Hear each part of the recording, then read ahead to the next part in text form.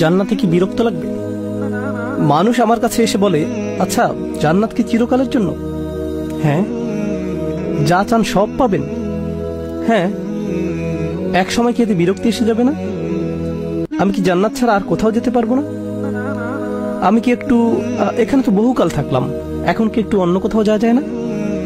এর উত্তর সূরা কাহফের ৩ নম্বর আয়াতে মা কিফিনা শব্দের মধ্যেই দেয়া আছে।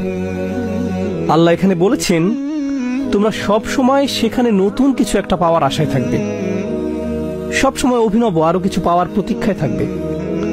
আর এটা আসলে সুখের মনস্তত্ত্বের গহীনে লুকায়িত একটা ব্যাপার, পুরস্কারের মনস্তত্ত্বের সাথে জড়িত একটা ব্যাপার। কোন পুরস্কারের আসল আনন্দ পাওয়া যায় আসলে পুরস্কার পাওয়ার ঠিক আগের মুহূর্তে। একজন ছাত্র সবচেয়ে সুখী থাকে তার হাতে সার্টিফিকেট তুলে দেওয়ার ঠিক আগ মুহূর্তে। বিয়ে হওয়ার ঠিক আগের দিন ছেলেটা খুব বেশি খুশি থাকে।